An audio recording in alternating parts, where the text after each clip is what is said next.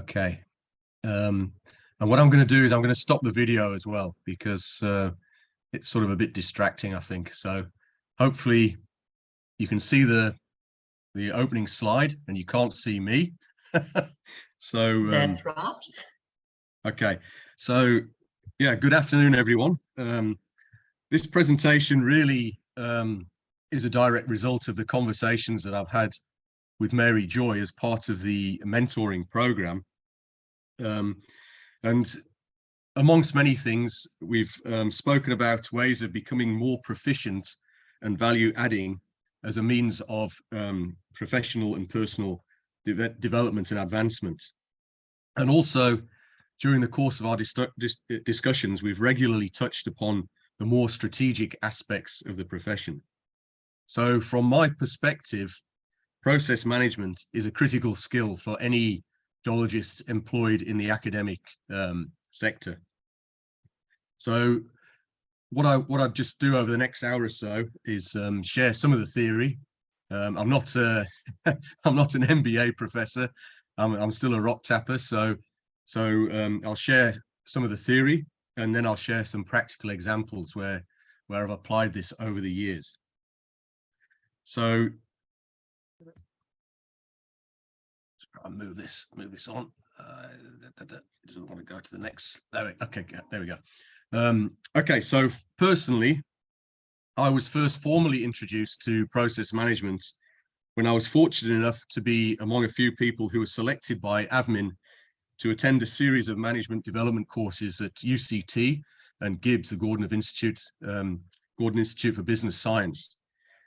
These were sort of varying degrees of mini MBA type programs that were business focused and touched on topics that were actually never part of my school or university education. So importantly, despite not really having much background in this, within our group, the mining industry participants actually generally aced it. and I actually, myself, I scored second in the GIBS EDP program. And I was number 2 behind my colleague, Dorrit Denoy, who was head of mineralogy at AVMIN's mineralogical laboratory. So we do it, we all have the aptitude for this type of thinking. So one of the things when we were being taught this that immediately struck me is that many of these topics are actually self-learned. And in my case, as a young man, and I was working in the building trade in England, so I had to work out how to do things as efficiently as possible to keep 3 bricklayers fully occupied. So some people would call it common sense, and other people will say some people have it and others don't. But importantly, this can be taught. It's a skill that you can learn. So why is this important? So project management is a discipline that teaches us how to analyze a process, then break it down into bite-sized actions. And once we've done that, we can assess which are critical and which steps are time-consuming but not actually critical to the outcome. So this enables us to optimize the process to deliver the project in a more time and cost-efficient manner.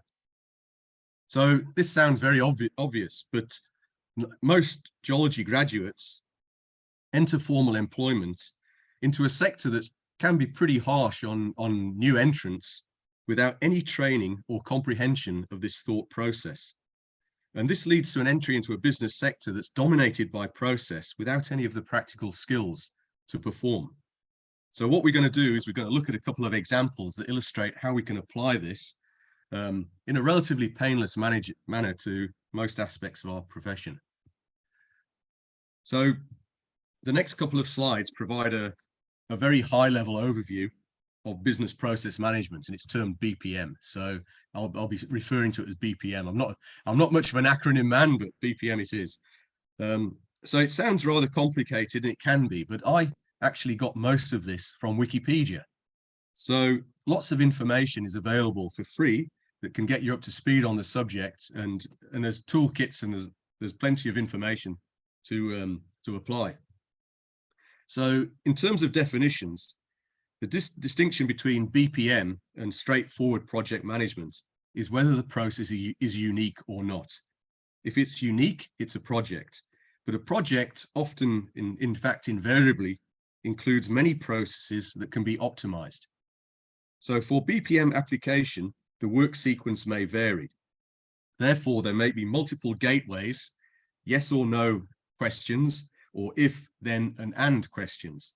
And the key to working out the best process is to understand where these stage gates are, understand the questions and their consequences, to then make it possible for the process to reach the optimum conclusion.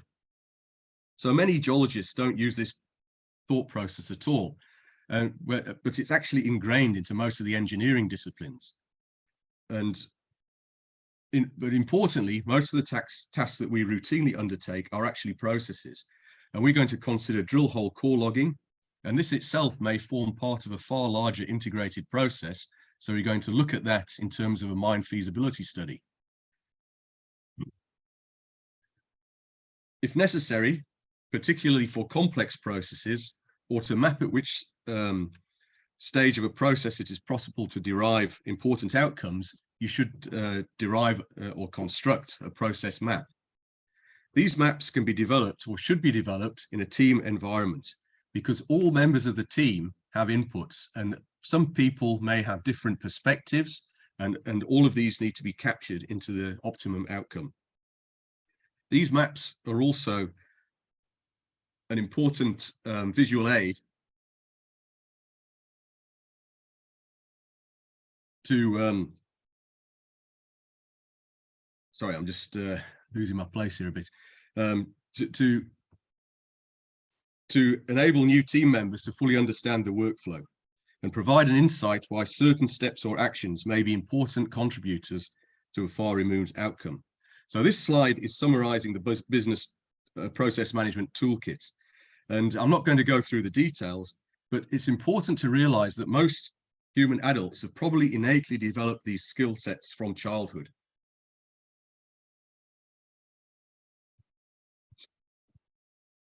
Okay, so we've spoken about process mapping. So now we're going to look at process mapping techniques. So some practical techniques for process mapping are illustrated by this slide. And again, without going into detail, the most fundamental point is to understand the objective and the boundaries and avoid getting bogged down in extraneous details. It's very important to be honest about the map, which needs to start by showing the real situation in a warts and all fashion. Then the team can pull this apart to its constituents and remove actions and steps that are non-relevant or value-adding, or delegate those to second priority. So often it's necessary to trial and assess different alternatives to achieve the best outcome. And the ultimate objective is to improve the quality of the product in a shorter time and within budget. So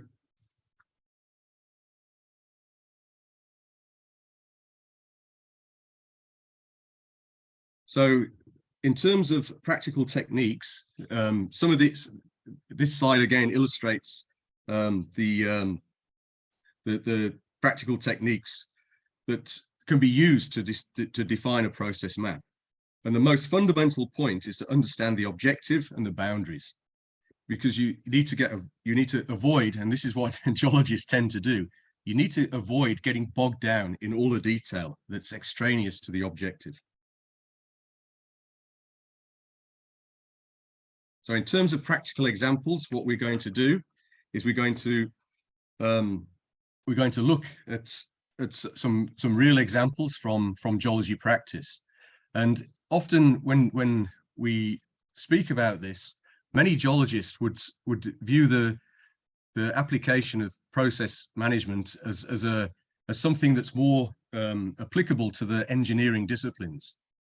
However, for economic geologists, our work is dominated by, if not entirely based upon, process. So the two examples that we're going to look at illustrate how process management can be applied in our business. So for drill core management, any economic geologist, particularly those of us who review multiple projects, have seen many horror stories when it comes to core management.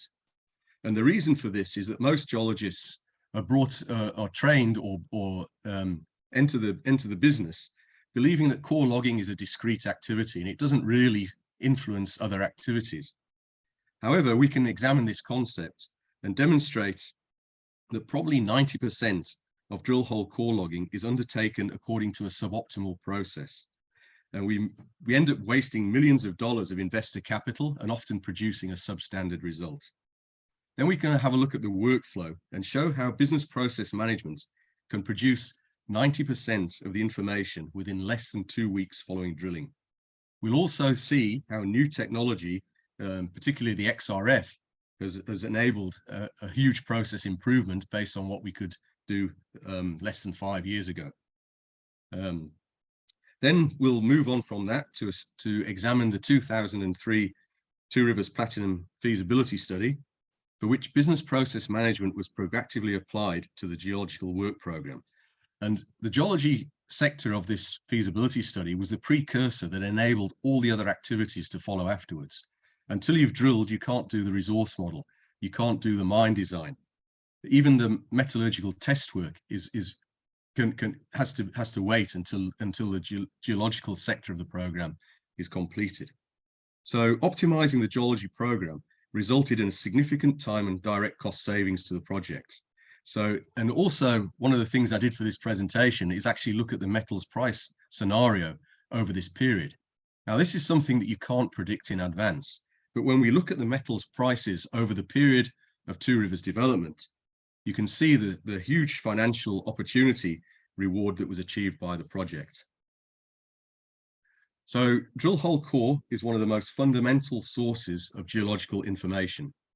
And this is against a background of increasing cost per meter drilled. And secondly, many non-technical issues are making it more difficult to drill the meters required to achieve a discovery. And this includes government restrictions, environmental restrictions, reluctance of junior companies to drill a hole that may be a negative result because they don't want to release what would be perceived as poor results. Major companies also are very reluctant often to drill due to limited budgets, overcommitment of budgets, so that the list goes on and on and on, making it more challenging to actually just be able to drill to acquire information.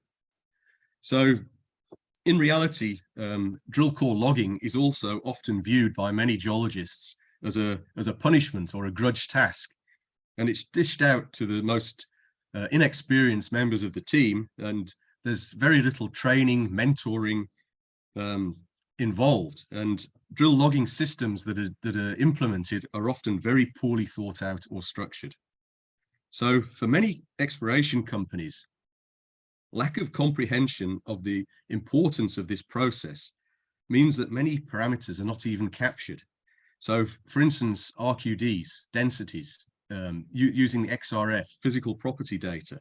And the justification for this is often, we're explorers, all of that stuff comes later.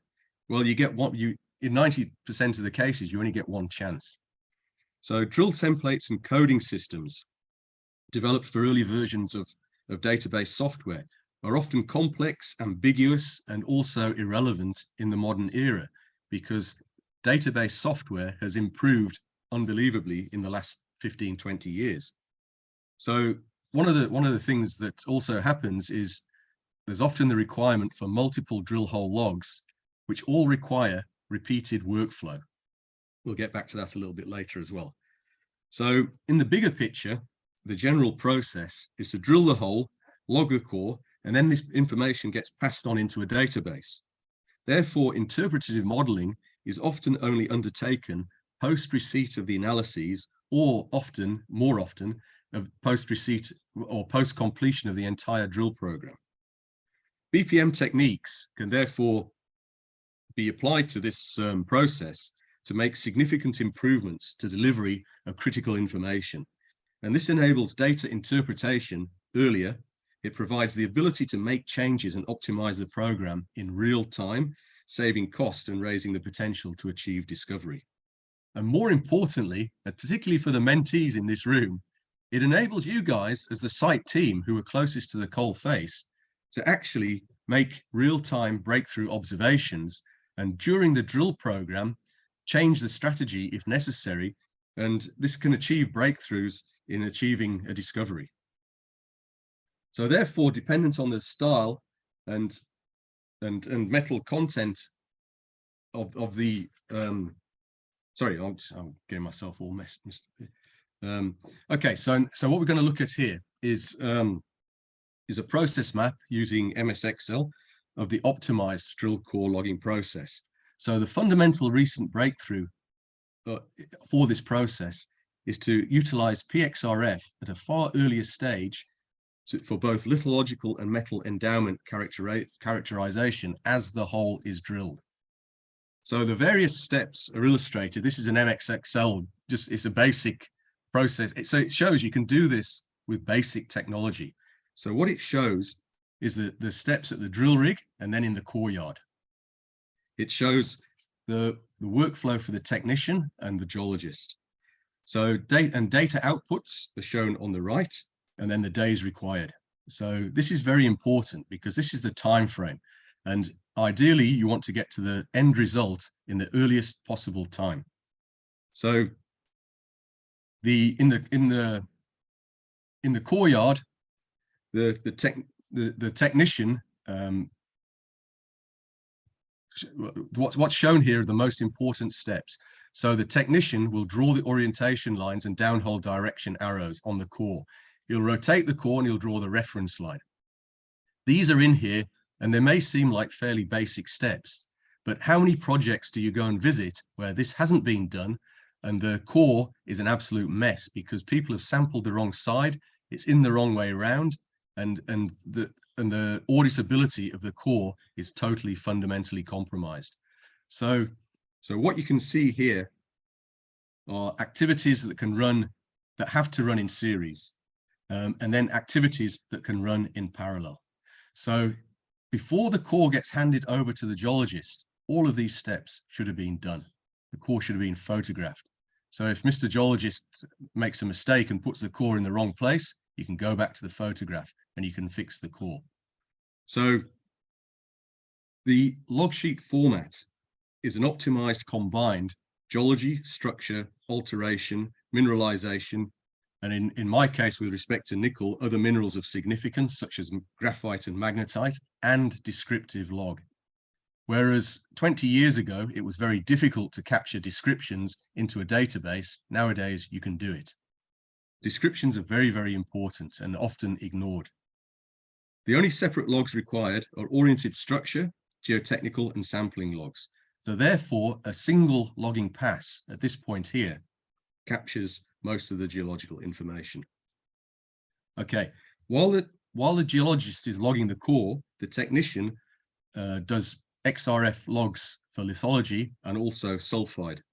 So what this provides is direct lithogeochemical control on lithology, major compositional breaks, and also sulfide base metal tenors. And these are then integrated into the log before the process continues. The PXRF sulfide log is also used to define areas of most interest for analysis, enabling an optimal sampling strategy and placement of sample intervals to be implemented. So laboratory analysis of the core requires currently anywhere between 2 to 3 months before final drill hole compilation can be completed. So the data output column shows the timing of data delivery. So the first milestone is 3 days post-drilling, which is delivery of RQDs, which can be used for geotechnical analysis. That's before any of the core has even been logged.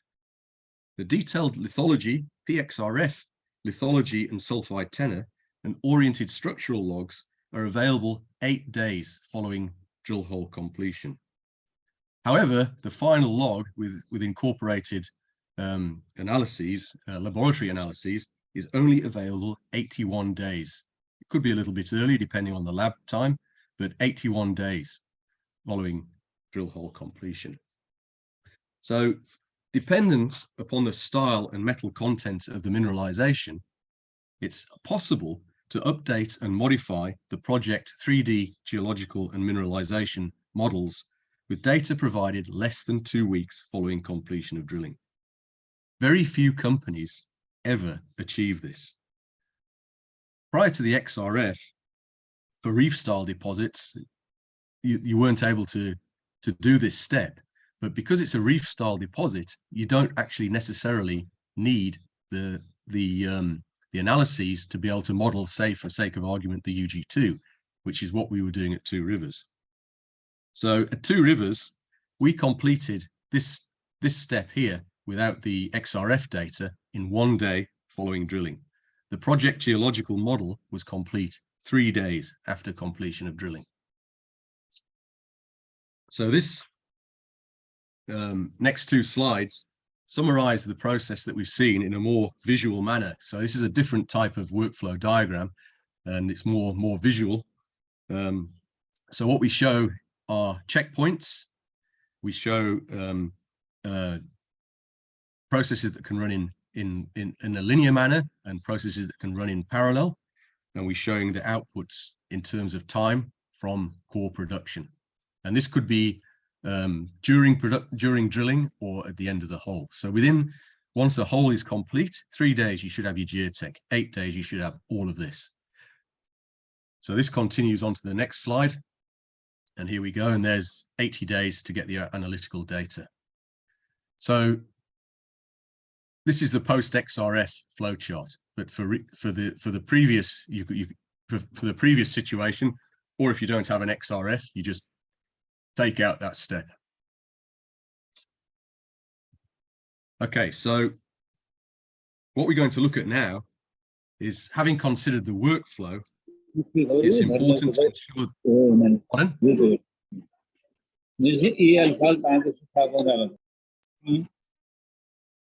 Sorry, is that a question? I don't think so. Okay. Please carry on. Okay. Yeah, no problem. So, having considered the workflow, it's necessary to ensure that the templates that enable the workflow are suitable. So myself, I use Excel, which some people would say is a little bit old-fashioned, but when it's managed properly, Excel enables all the logs and their derivative products, such as PXRF downhole plots, to be integrated into a single spreadsheet. So there's one version of the truth. You don't have to go hunting through many files to try and find the truth. So if you use a template with standardized field names, including a bibliography, importantly, and standardized calculation pages, it enables consistency, and it reduces your user variation, and it reduces calculation errors. It's very important to standardize the template in a manner that is specific to the mineralization style and the important parameters required. So over the years, I've experienced some super complicated templates.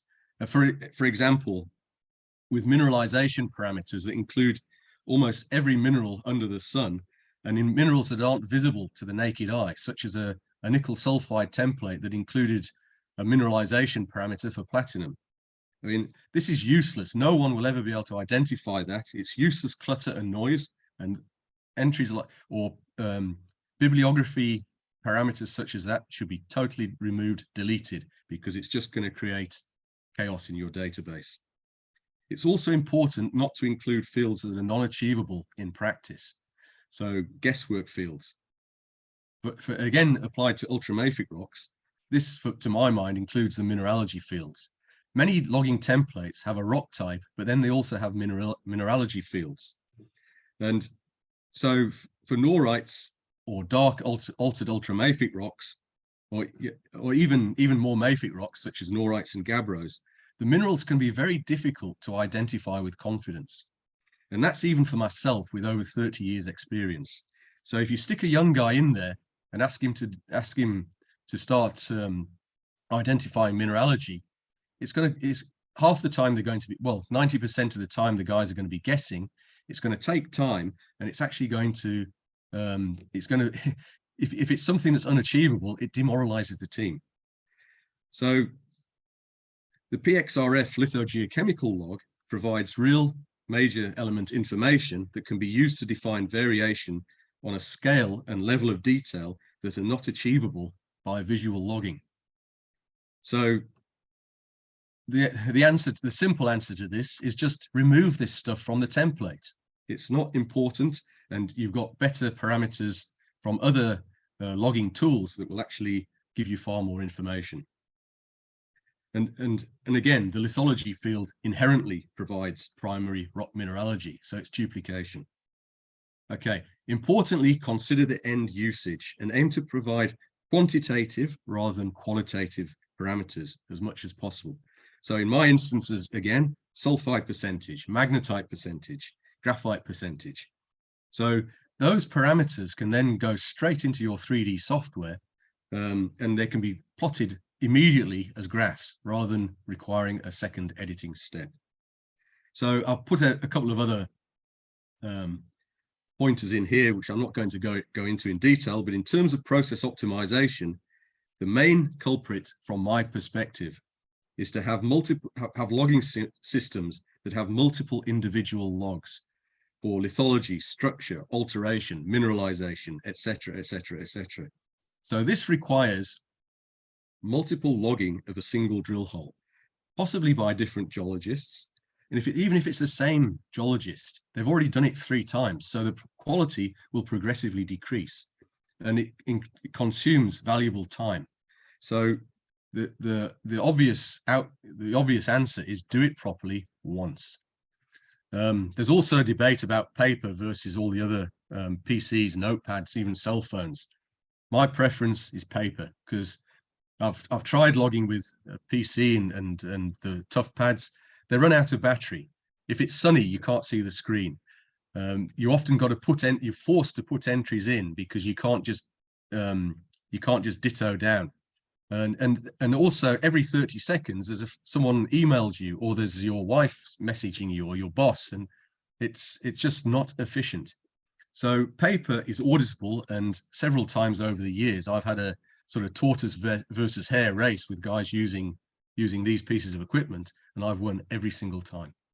That includes data entry, not just logging. So this is my personal logging template. And this is focused for nickel and PG sulfide logging. I'm not going to go into detail, but it includes all the logs as a single template. And the original for this was from Incomarty, and then we used it at Two Rivers, and it's progressively been updated over the years afterwards. And if anyone wants this template, just pop me an email afterwards, and I'll send you the entire Excel spreadsheet, and you can panel beat it for your own purposes. Okay, right, so that's the theory. So now we're going to get into some practical examples. So this is from one of the projects I worked on a couple of years ago in Uganda, and we were working for a small private Canadian investment company. So there was a big focus on cost. And on this project, which was an ultramafic project, drilling a Ikabaran age intrusion, we had a team of 3 people, and we drilled a deep hole just over 1,000 meters through essentially visually homogeneous ultramafic rocks. Our core yard here was the hotel car park, and we deferred some of the work until we returned to the project office. So on the left, Jacqueline Namagambi, who was our project manager, she's here busy logging the core on the paper template. And on the right, Damascene Winiza, who is our technician, is busy doing the XRF sulfide spot analyses. So the third team member was a technician and a driver, and he was running around picking up the core. So drill hole logging, oriented structural logging, PXRF analysis, both lithological and sulfide spots, data entry, and micromine interpretation were completed by this team less than 1 week following drilling. That is what can be done through process management. So just another slide showing some information from this same project. These were drill holes that were drilled previously. So the lithologies that we were drilling were serpentinized and altered ultramafic rocks, varying from clinopyroxenite through whorlite to dunite. And on the right, this shows the PXRF log, the lithology log showing magnesium. And you can see here, you can actually start to define rock type based on magnesium content. And we benchmarked this against mineralogy, so we were pretty confident in it. And this illustrates the variation. So we were using 3-meter moving averages here. So this illustrates variation that is impossible to log visually. And this information was available actually before the hole was logged. The 3D micromine plot on the top left shows other holes that were previously drilled into this intrusion. And we got hold of the core and we XRF analyzed it. And then we plotted it using the same color scheme here as barcodes. And the main reason was because you can't correlate any of this visually. So we wanted to actually assess whether the same stratigraphy had been drilled in any of these holes. And you can see they're all different. So clearly, all these holes intersected different stratigraphy within this intrusion. This micromine section shows the XRF sulfide spot log, and it also shows soil geochemistry, palladium here. Now, obviously, you can't analyze palladium with an XRF, but what you can do is you can plot nickel and copper, and then you can see where the higher tenor zones are within the intrusion, and you can correlate it to surface. So this plot was constructed by Jackie less than 1 week following drilling. And it clearly indicates the differences between the high tenor zones within the intrusion and then in the footwall. This is in the Kibaran, so you get a lot of barren sulfide in the sedimentary footwall. This is semi-massive sulfide here. And you can see that this is low tenor. Whereas as soon as you get into the intrusion, you've got disseminated sulfide, but it's far higher tenor. So again, coming back to the point I made earlier, we didn't have assays at this point, but you can already start to draw correlations. So from a 3D modeling perspective, within 8 days of completing a drill hole, you can already start to update your 3D geological model in Micromine. Okay, so we're going to move on from core logging to Two Rivers Platinum. So this was a project, a feasibility study that was done by Anglo Val, TISO, and Impala.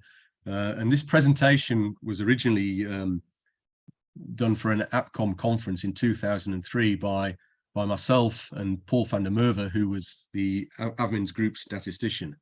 So what we'll do is we'll revisit this from a more sort of a more summarized process management perspective. So just to sort of set the scene a little bit, this photograph from about 2002 shows the Dwars-Rivier Valley as it used to be. So this is prior to the development of Two Rivers Platinum. You can see one of our drill roads there, and there's no De Brocken or Boysensdal or any of those other operations. This was the pre-development photograph. So top right is the team that produced the goods. So that's me. This chap's Louis Brown. He was a technician. Sally Bevington, a senior geologist. Bongi Mabuza was chief geologist. Some of you may know Bongi. Louise Bruer, now Fouchier, was a project geologist. This chap hiding in the background was this is the bulk sample shaft behind us. And this chap was Nick van Deventer, who was managing the bulk sample. And Nick Horswell was the project mining engineer. So this drill hole was drilled at this point prior to sinking the bulk sample shaft. And this image here is a recent image of Two Rivers Platinum. And that's sort of located in this area over here, showing what it looks like today. So Two Rivers, as I mentioned, was a joint venture between Avmin, Impala Platinum, and TISO Capital. And the project was purchased following a competitive tender for 551 million South African rand from Assmang, Associated Manganese. And during the purchase process, we did a study that we considered was sufficiently precise to meet the standard of a pre-feasibility study. Therefore, from management, there was immediate pressure to complete a feasibility study to motivate raising of external capital. The scope required focus on proven technology, but it was considered important to develop a modern mechanized mining operation. So therefore, because now the pressure's on, it was required that all activities should run in parallel. So there was no opportunity for a geological drilling program followed by everything else. It had to run in parallel. So, and this was using the in-house admin team that had recently completed the Nkomati mine expansion study. So this was a highly experienced in-house team that was being utilized for this project. Furthermore, my personal experience of the Bushveld complex, before I joined Nkomati, I'd spent a very intensive 3 years at Western Platinum Mine. And this also proved critical because I knew the geology pretty well. So we were starting from a position where we knew a lot of the parameters and a lot of the risks and a lot of the opportunities prior to the study. However, all of this was undertaken against a backdrop of falling metals prices. So you will see, we'll see towards the end, I'll show you the metals price scenario during this period. And this was a company, Avmin at the time was a financially strained company, partly due to the development of the Nkomati expansion, and also having made this large capital outlay, there was a lot of pressure on the team. So the critical path was really the drill program, which was a limiting factor for all of the other activities. And these are the activities listed here. So this wasn't a this wasn't a project where you could start with any of these activities before we had the geological model in place. So in terms of the geology, the UG2 was a focus, but at Toile Shafir, it presented some unique challenges, mainly due to the variability of the sequence, which is illustrated schematically here. The UG2 locally splits into up to 5 chromatite layers, and there were only limited previous drill data over a very small area. So therefore, we had to do a large drill program, and we needed to implement consistent sampling and analysis. We were intending to use data mine software to geologically and geostatistically model the UG2. So the pre-feasibility study indicated that despite this variability, the layer package, even where you've only got 2 layers, was of sufficient width and grade to support a mechanized mine. However, this variability created a unique 3-dimensional modeling requirement in that the geological model needed to include all of these layers that could influence or affect the stope design.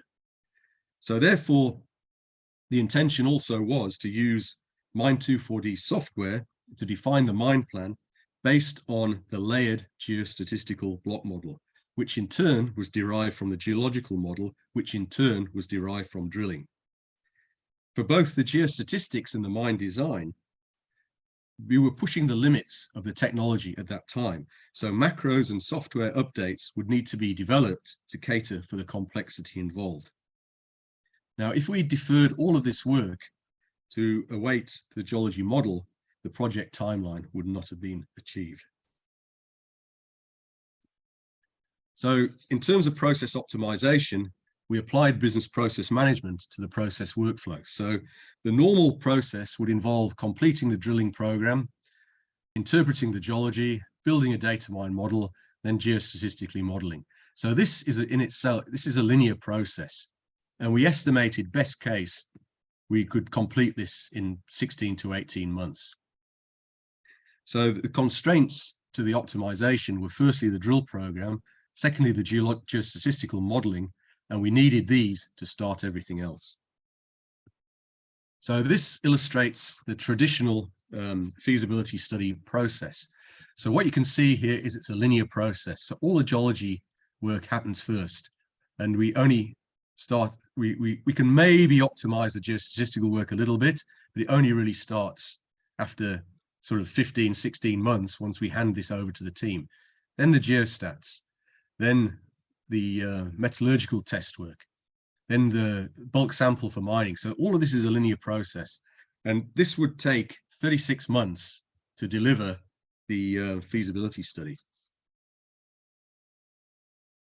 So again, coming back to the constraints, one of the largest constraints is a mountainous area. So there's a topographic impact on drill hole grid spacing. We needed to model all of the layers, and you can see a 5 centimeter chromatite layer needed to be modeled over the entire width of the project area in 3D. We needed a manual input in defining the reef facies boundaries, and we also needed to define geological loss factors for various different parameters. So in terms of the solutions to these problems, we prioritized the drill program to deliver early results on the important areas based upon the mining strategy. We used digital terrain models to model individual layer surfaces, and then we combined them into 3D solids. Therefore, data mining in that period was not really designed for tabular ore bodies. And the challenge was, if you try to model these as 3D solids from scratch, you got hundreds of overlaps. So that was the way we managed to resolve that problem. Then we progressively use the regional geology to define facies variation and also split the project into fault blocks. So we were able to deliver individual fault blocks with assay results, with the geological model, to enable earlier geostatistical work to start. For geological losses, we used a combination of global factors and defined buffer zones for faults and also polygons of influence for features such as replacement pegmatoids. So this just shows 3 plans from the feasibility.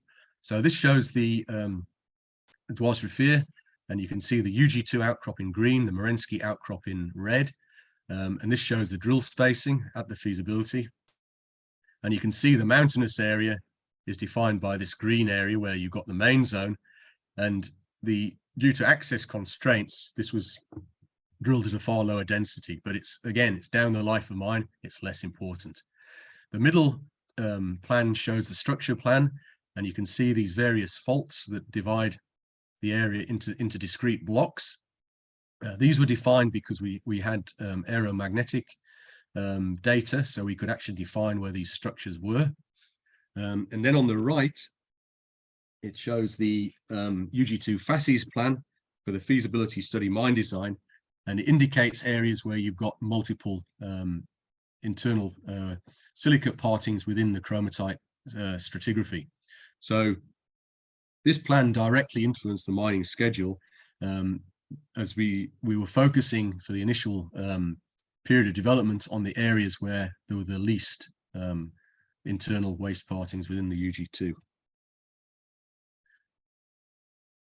So from BPM, we outlined an optimized process. We determined to carry out drilling and geological model in parallel, using structural blocks to constrain delivery of, to constrain the models and enable delivery of discrete entities to the geostatistician for preliminary analysis, semi-variogram modeling, and macro development. The objective was to complete the geological model as soon as possible following drilling, and prioritize the assays to deliver the geostatistical model as soon as possible. And we envisaged that we'd get a time saving of 4 to 6 months from doing this. In terms of the actual project schedule, the geological model was delivered 3 days following the completion of drilling in 9 months. The geostatistical model was delivered approximately 3 months later. So this is now the optimized workflow. So what you can see is I've split the geology into geology and geology modeling. So as soon as the drill program started, we were busy constructing the geology model, and the assays ran on afterwards. But once the geological model was finished and we got the first mother hole assays from the last drill hole, we were already into the sort of detailed phase of geostatistical modeling. So all the preliminary work had been done up front, and then it went into the bulk sample of mine design. But now the other important aspect of this is that had we not done this and it was a linear process, all of this work here would have started at month 20. So, and by implementing this program the way that we did it, we enabled all of the other disciplines to actually start working a lot earlier. We did the bulk sample very early, which enabled the metallurgical test work. And all of this enabled the delivery of the feasibility study within approximately 25 months. So just a couple of images that show some of the details from this. So on the top left, this is a north-south section of Dwars Rivier, which shows how the UG2 varies. It's schematic, but this happens in both linear and down dip directions. This was used. This is the data mine model, so you can see how thin that layer there is 5 centimeters thick. But modeling it as a DTM surface enabled us to actually build this model. And here's the model on the bottom right, showing the discrete fault blocks. So as we drilled these areas, they were all handed over. And then this on the bottom left shows the final block model. And these are the various layers here. So what you can see is the yellow is actually the UG2, and you can see this is one of these areas here with the split reef. So all of this work was completed, and then this model was able to be handed over for detailed mine design. So let's look at the cost benefits. So at the time, we assessed what the cost benefits were of implementing this program. So we looked at both direct and indirect costs. So the direct costs included the purchase cost and the interest on that of 551 million rand, and that was estimated at 5 million rand per month. The project personnel and equipment cost was approximately 250,000 rand per month. And this is purely the geological component. It doesn't factor in the waste, the time that was optimized where other disciplines could start working. So that effectively is 20 to 30 million rand in direct cost savings to the project. Now, the indirect costs are far harder to quantify because this includes parameters related to the compounding impact of delays on total project profitability. And bear in mind, at that time, both Marula mine and Madikwe mine had been developed by Impala Platinum and by Amplats, and both of those projects had failed dismally because the plant was built, but the mine couldn't supply enough ore to actually pay back the capital. So both of those projects were actually failures from the economic perspective. So shortening the project delivery time enabled development production to start immediately post-feasibility. We had what was called a trial mining phase. So that continued through plant production, and we built a 1 million ton ore stockpile on surface.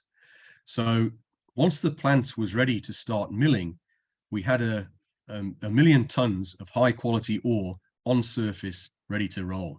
So fortunately, during that period, the metals prices were very high. So we managed to hit that price peak, and this significantly shortened the payback of the capital invested and ensured that the project hit the straps running. So if we look at that relative to the metals prices at the time, and this graphically illustrates what happened, and part of it's down to luck, yes, fair enough, but also a lot of it's down to good business process management. So the sale by Assmang was done at the top of a price cycle. So they got a premium price for their asset at the top of the cycle. Then the project, the metals prices steadily declined during the feasibility study. So you can well imagine the consternation and the and the trepidation of the project management during this period. So the completion of the feasibility study was at close to the low point, and then we did a bit of trial mining, and then the project started to be developed. So when the concentrator was commissioned at the top of this high cycle, we had 1 million tons of ore on surface, and we were able to rip through this until the mine development was completed and the mine became fully operational. Even though the prices dropped very sharply, you can see that they're still at pretty good levels relative to the previous cyclicity. And also you can see that the palladium price climbed over this period as well.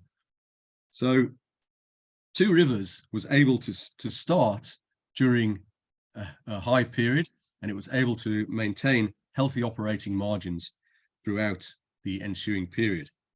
However, had the geology program not been optimized, we would have been doing this in this period. And the opportunity to pay back the capital wouldn't have been realized, and the mine would not have been the spectacular success that it was. And just to put these numbers into modern terms, 551 million rand is 1.46 billion today, and 30 million saving on operational cost is at least 80 million rand. So these are significant numbers. Okay, so my concluding slide. So my argument at the start was that most technical degrees, apart from geology, include some aspect of project management, skill training, and development. Process management is a key component of project management, and it is very rarely, if ever, taught to geologists. Process management is a common sense based discipline, but common sense can be learnt. And most importantly, it's not about speed, it's about the end product and how to do it smarter. So process management is outcome or objective based. So for most economic geologists, most of our routine tasks are processes. So therefore they may be investigated and optimized to deliver the best possible outcome. Drill core logging is a routine that's undertaken by most professionals, and it's arguably one of the most direct means of acquiring geological data. Yet, despite its importance, it's very rarely optimal. Applying BPM can optimize delivery of over 90% of the data within 8 days from drill hole completion. And this has significant ongoing impact. If you can do this on an operational project, it gives you the sort of flexibility that very few companies ever manage to achieve. And we achieved this in Uganda. We changed a drill program on a copper project after 2 drill holes, fundamentally, because we had the data and it was in Micromine within less than 10 days. So for the Two Rivers Platinum project, application of BPM to the geology program of the feasibility study was one of the enablers to the outstanding financial benefits or financial returns of this project. So therefore, the conclusion is that every geologist working in the economic geology profession should aim as much as possible to develop this analytical skill set and constantly aim to seek opportunities to apply business process management skills to their own projects and career. So thank you very much, and I'm happy to take questions. I'm just going to turn my video on again. Yeah. Thanks so much, Richard. That was really fascinating, even for an old geologist like myself. Sorry, I had a few hiccups at the start there, but managed to get through it. No, absolutely. Are there any questions for Richard?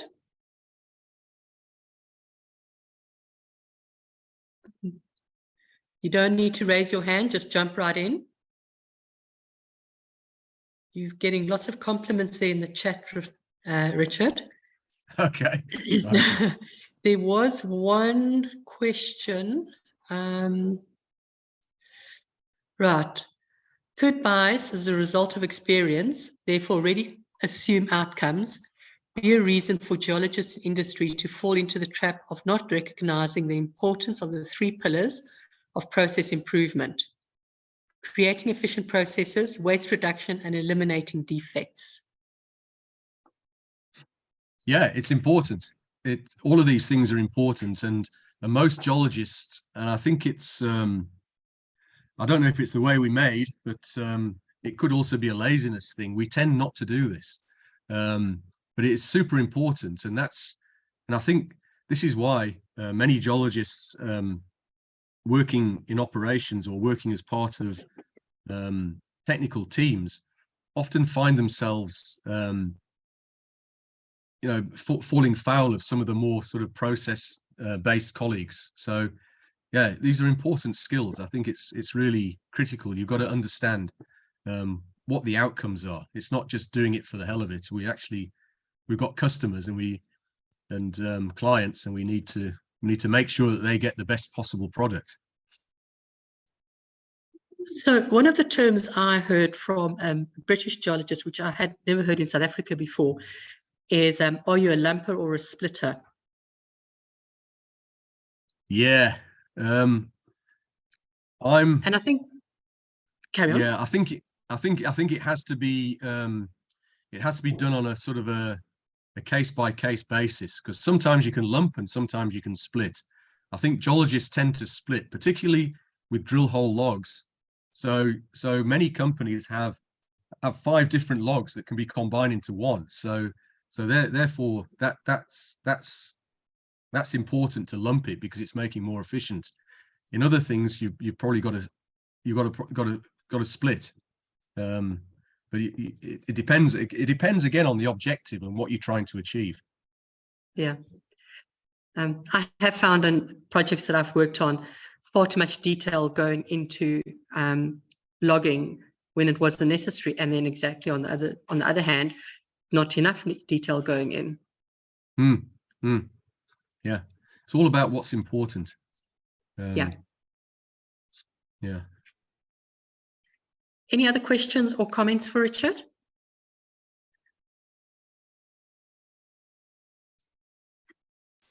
Okay, sure. Yeah. I hate to end this in case they come back and go, oh, hang on a second. Yeah, no, don't worry, I don't bite. You this. Okay, here's one on the Two Rivers project. You mentioned a need for manual input in defining reef facies boundaries. Can you explain a bit more on that? Yeah, good question. So coming from the background I came from at Western Platinum Mines, one of the this was sort of 25 years ago. So in those days, we didn't really used to drill in the bushveld for resource purposes, because the UG2 particularly is very, very consistent. But what you do drill for is you drill for geological variation. So at Two Rivers, the main geological variation and the biggest risk factor was where the reef started to split. And so we needed to try and understand this. So what we did is, say if the split opens up to 6 meters and you've got a drill hole intersection and there's 6 meters of internal silicate, and the next one it was down to 1 meter, and then your next hole is 250 meters away, somewhere you've got to decide where it becomes 0. So the way we did that is you'd sort of draw in, you'd manually in Datamine draw those strings, and then when where the string on the top of one layer and the string on the bottom of the other layer intersected, you'd put the boundary in. Now it's as good as any method, because you just don't know where that's going to happen, and you've got to accept there's going to be sort of interpretative errors. But that was what I was referring to, and that's not something that you can do on a sort of an automated basis. There's a lot of gut feel that comes in, and that's why we geologists, it's this was long before any of the current logging programs that where you can use the sort of predictive modeling and what have you. So yeah, so that was what we did. Yeah, I hope that answers the question. Okay, guys. Righty, Richard, can I pop your email into the chat? Yeah, no problem at all. Yeah. Okay. And then there was one more. Can BPM work in coal exploration drilling? It can work in every aspect of any drill program. Okay, I see there's a question about RQD, but it's been answered. It was, yeah. Okay, could inductive bias assume outcomes? Okay, that's that one as well, yeah. Yeah. Right at the end, Shoal just put a question in the chat. Okay, I haven't seen that one yet. Okay. The variation in the split reef required additional drilling to define it better. In project planning, one doesn't always have additional budget for the unforeseen. How do you manage this? Yeah, well, we didn't, for this feasibility study, we had to make do with what we had. And fortunately, the way the split reef varies on two rivers, it was only going to become an issue after sort of 10 to 15 years of mining. So what we decided, and this was a sort of a group decision, it wasn't just taken by myself as the geological manager. We decided that we could worry about that later.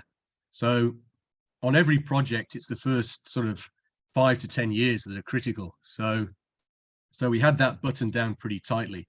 And it was only really, I think only now that and this is after 20 odd years, they're really mining the worst split reef areas. So, and I think looking back at it, we did assess that, we did identify that problem. We did speak about it, we did assess it, and we also decided we don't have to worry about it now. And that's the only way you can manage these things, because there's always trade-offs and there's always going to be things that you don't know. And what you've got to try and do is develop a strategy, say, okay, we know about it, we don't need to worry about it now. Or we know about it, we don't understand it, and we need to get answers on it now.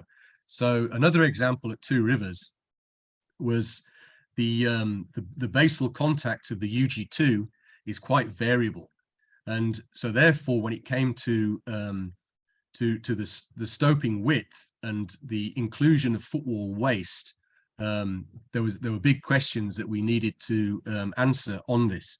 So also another factor is that the UG2 has the highest grades on the bottom contact. So if you leave it in the footwall, you're leaving a lot of metal behind. So that was viewed as being a critical aspect that required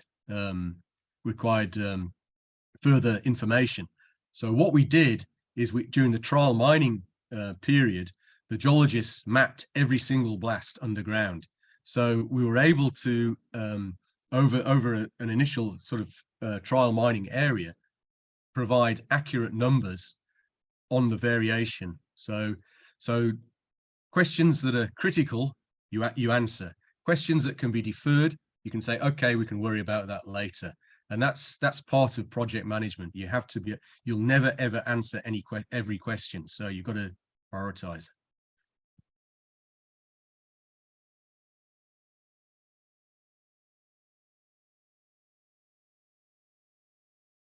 Nicole. Hi, Richard. Thanks. Just maybe a comment. I know when we talk about geological logging, obviously that's the most critical information you're going to get from your drill programs. And I would maybe caution against, too little instead of, too much, because, and why I specifically say that is looking maybe at some projects that were originally planned, for example, on a conventional basis that moved to mechanized mining. There's different geotechnical considerations you have to take. So, sometimes you have to go back and revisit the historical information and look for, where there is maybe alteration that was picked up in the logging that at the time it may not have been important, but maybe in the future, for future geologists, it will be. So, I would just caution, rather, gather as much of the primary information that you can. Obviously, the observations will come later, and that happens, as the project happens. But You know, I think maybe, you know, obviously if there's a strict timeline, you can look at cutting, you know, in some ways, but definitely, you know, try and gather as much of that information as you can while you've got the core in front of you.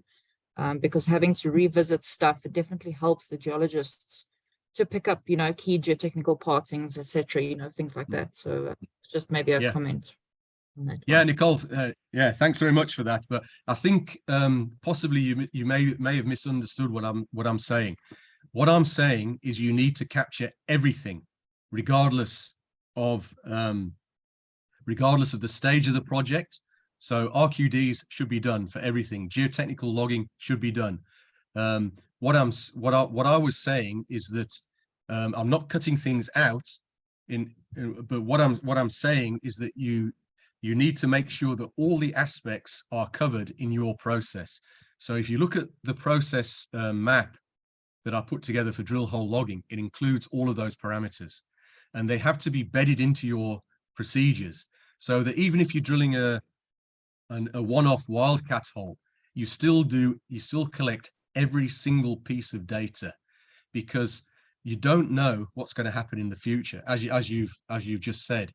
And there's also the aspect that it actually creates competence in your team, because if you've got a team that's doing one process on one project and another process on another, and missing out your RQDs and maybe not doing a proper geotech log, then when it comes to a critical program, they're going to be all over the place, because they haven't done it as second. It should be second nature to these guys.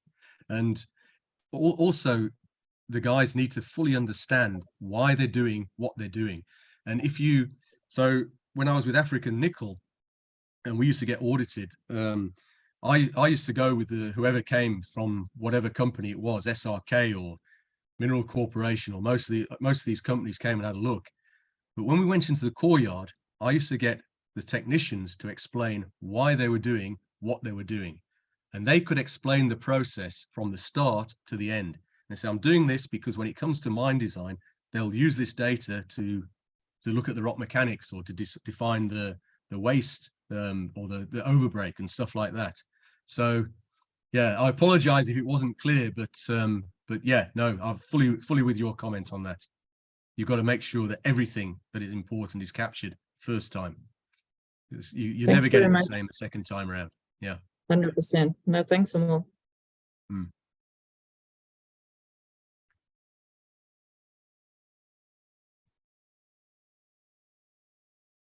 I see Charles is asking a question there. I haven't done any work on the Northern Limb specifically, but I have seen most of those. Yeah, I've seen most of those projects. I'm reasonably familiar with most of them. Yeah. Yeah.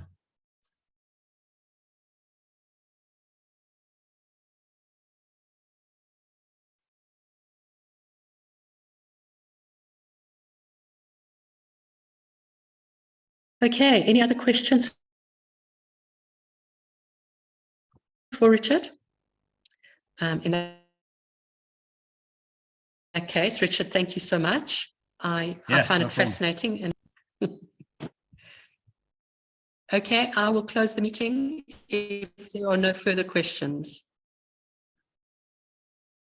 Cool. Thanks very much, folks. Thanks again, Richard. Yeah. All right. Cheers, Nolene.